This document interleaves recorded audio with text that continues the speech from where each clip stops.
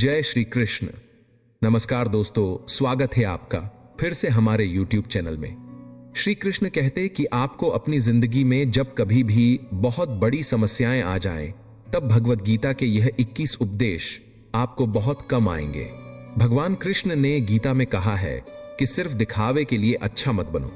वह परमात्मा आपको बाहर से नहीं बल्कि भीतर से भी जानता है। इसलिए कोई भी बदलाव पूरी तरह से खुद के लिए होना चाहिए। आप खुश हैं या दुखी, यह दोनों आपके विचारों पर निर्भर है। खुश रहना है तो जिंदगी के फैसले अपनी परिस्थितियों को देखकर ले। दुनिया को देखकर जो फैसले लेते हैं वह दुखी ही रहते हैं। श्री कृष्ण कहते हैं कि आप किसी भी व्यक्ति के साथ उतना ही समय बिता सकते हैं जितना आपके भाग्य में है, और जिस दिन समय खत्म हो जाएगा रिश्ता भी अपने आप खत्म हो जाएगा। दोस्तों, नया नया तो सब कुछ अच्छा लगता है, लेकिन सच्ची परख तो तब होती तब वह पुराना हो जाता है। फिर चाहे वह कोई चीज हो या कोई व्यक्ति।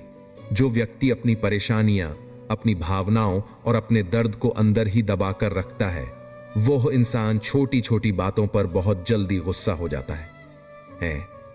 कोई कुछ भी कहे, बस अपने आप को शांत रखो, क्योंकि सूरज की किरणें कितनी भी तेज क्यों ना हो, समुद्र सूखा नहीं करते। एक ने शिकायत की कि है मेरे ईश्वर, बड़ी मुश्किल से मैंने घोंसला बनाया था, आपने तूफान भेज दिया और मेरा घर उजड़ गया।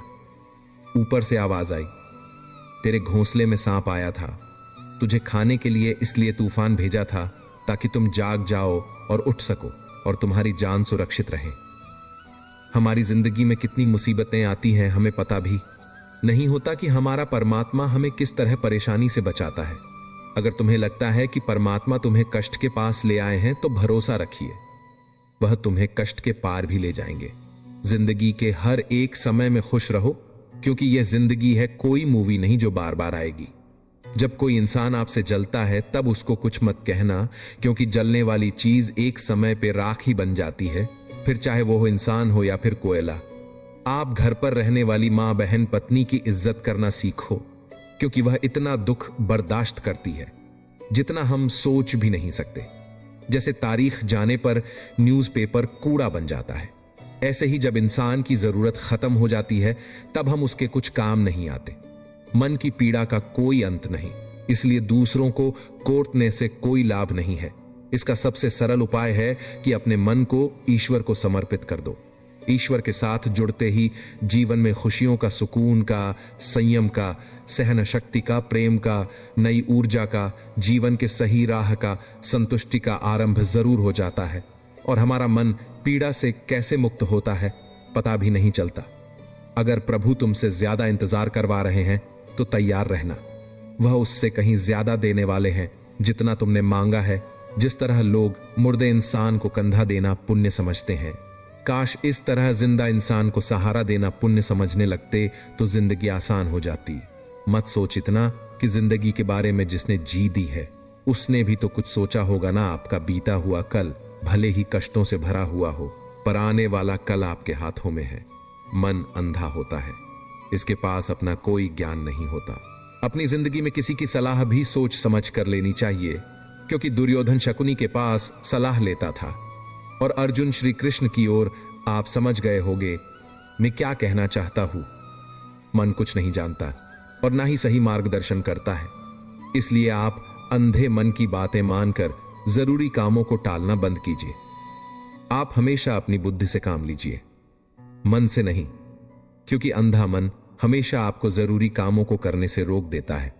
जब आप बुद्धि के जरिए जरूरी कामों को करना शुरू कर देंगे तो धीरे धीरे आपका मन आपका मित्र बनता चला जाएगा। लेकिन अभी आपका मन आपका दुश्मन बना हुआ है, जो आपको दिनों दिन बर्बाद कर रहा है। मन से सोचे, कार्यों को मुंह से बाहर मत निकालो। अधिकतर लोग अपनी तकलीफ से दुखी नहीं हैं जितना दूसरों की तरक्की देखकर दुखी हैं।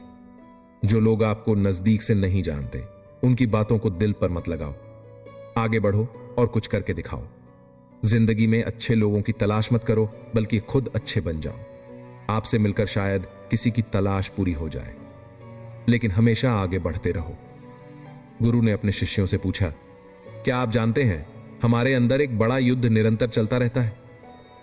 जब सारे शिष्य चुप रहे तब गुरु जी बोले, वास्तव में सबसे बड़ी लड़ाई हमारे अंदर रहने वाले दो भेड़ियों के बीच होती है। तब शिष्य बोला, कौन से भेदिए?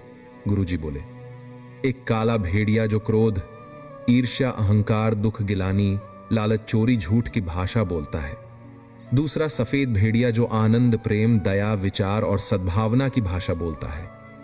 इसी लड़ाई के शोर में हम पहले से मौजूद मन की शांति भूलकर उसे कहीं और ढूंढने की कोशिश करते। गुरु ने कहा है, हम में से कोई भी इस लड़ाई के शोर से नहीं बचा। यह लड़ाई मेरे अंदर भी चलती है और आपके अंदर भी। शिष्यों ने गुरु की बात ध्यान से सुनी और पूछा, गुरुजी, तो इस लड़ाई में जीत किसकी होगी? गुरुजी ने कहा, वही भेड़िया जीतेगा जिसे तुम खाना दोगे। खाना देने का मतलब है हमारे पास शक्ति है। हम जिस भेड़िए की बातों पर ध्यान देंगे वह बड़ा और ताकतवर होता जाएगा। इसलिए हमेशा क्रोध से पहले तैयार करना चाहिए, लालच से पहले उदारता, चिंता से पहले शांति और स्थिरता जुड़ी होनी चाहिए, और जलन से पहले सद्भावना को चुनना चाहिए। ऐसा करते करते हमारा मन अपने आप आनंदित रहने लगता है। जैसे शरीर को आराम दिया जाए तो वह खुद ठीक होने लगता है, वैसे ही जब मन को शोर से आराम मिलता है तब वह खुद निर्मल होता जाता है। सच बात है, जिंदगी में झूठ इंसान की बहुत बेइज्जती करवाता है। इंसान को अपने ही नजरों के शर्मिंदा होना पड़ता है। झूठ अक्सर प्यारे रिश्तों को बर्बाद कर देता है जो बहुत खास होते हैं। सच बोलने वाले का तो पता नहीं, लेकिन झूठ बोलने वाले इंसान को हमेशा पता होता है कि गलत कौन है। सच्चा प्रेम कभी इंसान को अकेला नहीं छोड़ता। अगर उसे परमात्मा पर यकीन है तो वो जाते हुए उसे परमात्मा के गोद में छोड़ जाता है, लेकिन जिनको उस पर यकीन नहीं वो अक्सर तन्हा रह जाते हैं। जब तक लक्ष्य हासिल ना हो जाए बिस्तर पर सोना छोड़ दो, एक समय का खाना छोड़ दो, दोस्तों से मिलना छोड़ दो, मोबाइल छोड़ दो। अपनी आत्मा तक ये खबर पहुंचा दो कि मुझे अपना लक्ष्य हर कीमत पर पाना है। महाभारत इस बात का सबूत है कि जिस दिन अपने हद पार कर दें उस दिन अपनों के खिलाफ शस्त्र उठाना भी धर्म है। जीवन में समय चाहे जैसा भी हो, परिवार के साथ रहो, सुख हो तो बढ़ जाता है और दुहक रहो तो बंट जाता है। जिंदगी को बेहतर बनाने के लिए मेरे साथ क्या हो रहा है सोचने के बजाय मैं क्या कर रहा हूं ये सोचिए।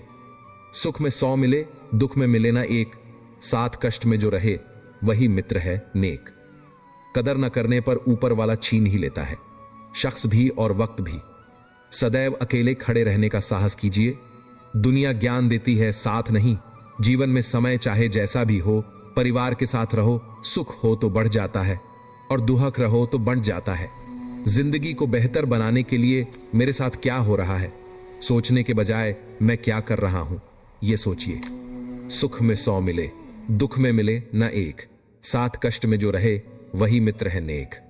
शंका का कोई इलाज नहीं, चरित्र का कोई प्रमाण नहीं, मौन से अच्छा कोई साधन नहीं और शब्द से तीखा कोई बाण नहीं। खूबसूरत चीज दूर से और भी खूबसूरत दिखती है, या ये समझो खूबसूरत चीजों को दूर से ही देखना अच्छा होता है। जिंदगी की खूबसूरती, रिश्तों की खूबसूरती ज्यादा करीब से देखने पर अक्सर बिखरी और फिकी सी नजर पड़ती है। गुस्सा कम करो, क्योंकि गुस्सा धीरे धीरे हर वो प्यारी चीज खराब कर देता है जिसको आप खराब नहीं करना चाहते। हालांकि ज्यादा गुस्सा अपनों पर ही आता है। ये बात झूठ है। सच ये है कि ज्यादा गुस्सा अपनों पर नहीं, जिसको हम ज्यादा खास मानते हैं उस पर आता है। कद्र करना सीखो उनकी जो तुम्हें अपना मानते हैं, जो हर बुरे वक्त में तुम्हारा साथ देते हैं, जो कभी तुम्हारे हित की ही बात करेंगे। उनकी कदर करना सीखो, क्योंकि इस कलयुग में ऐसे लोग हर किसी के रिश्ते में नहीं मिलते। मुस्कुराते हुए दर्द को छिपाना और अपने अंदर एक खुद की दुनिया बनना, किसी से कोई उम्मीद ना रखना, अपना दर्द किसी को ना बताना, जो मिले जो ना मिले उसमें भी खुश रहना। अगर आप सीख गए हो मतलब आपको जिंदगी जीना आ गया है। श्री कृष्ण कहते कि किसी का साथ पाकर तुम ज्यादा खुश मत होना, तुम हमेशा अकेले रहने के लिए तैयार रहना, क्योंकि यहाँ पर कोई भी कभी भी बदल सकता है और तुम अकेले पड़ सकते हो। और ये बात भी सच है कि जीवन में आपको हर हाल में अकेले ही रहना होगा। यही जीवन की सच्चाई है।